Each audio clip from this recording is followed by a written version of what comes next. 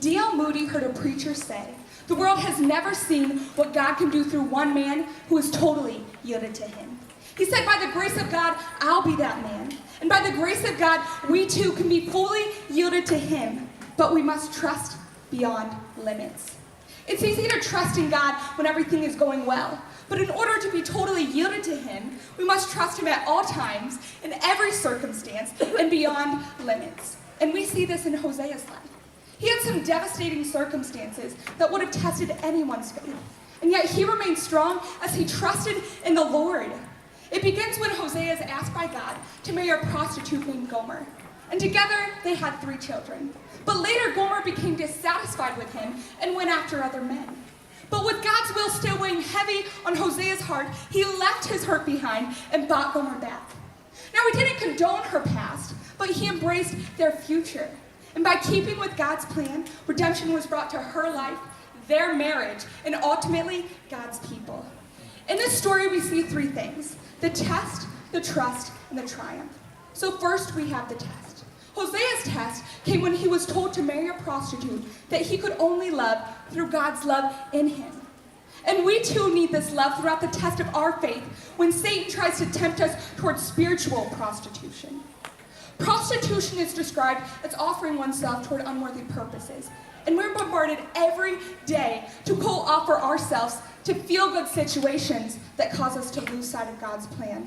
God allows certain things to come our way, not so that we get caught up in them, but that we catch his greater purpose through them. And 1 Peter 1:7 says that these trials will show that your faith is genuine. It is being tested as fire tests and purifies gold.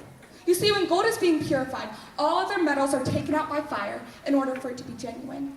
And although none of us like testing by fire, it's only through this process that we're made pure. Through our tests and trials, we must then secondly trust in his refining purpose. The trust is where we allow God to give us the perseverance we need to get through our trial. And 2 Corinthians 4:16 says that therefore we do not lose heart. Though outwardly we are wasting away, yet inwardly we are being renewed day by day. And when we stay the course, our bodies may grow weary, but our spirits gain momentum. And as the old song says, though none go with me, still I will follow. Like Hosea, we can be judged by others, even our closest friends, when we follow God. Hosea's friends were probably thinking, how could a man of God stoop so low to give a prostitute a heart full of love when she had no capacity to even love him back? But the Bible says in Proverbs 3:5 to trust in the Lord with all your heart and lean not on your own understandings.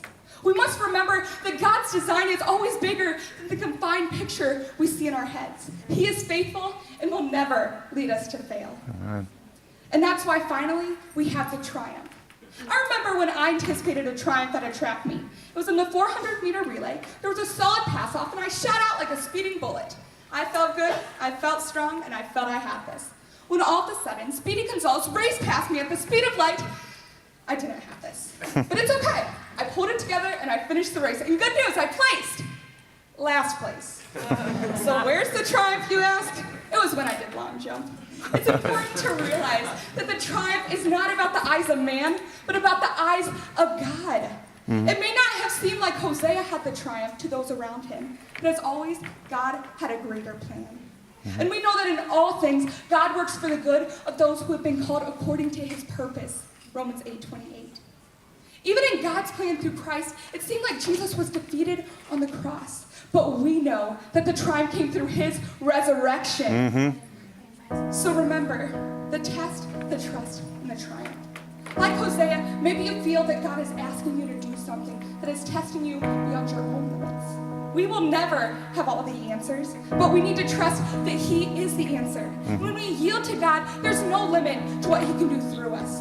So today, I challenge you to trust in the Lord in everything you do, in your relationships, in your future, and in your finances.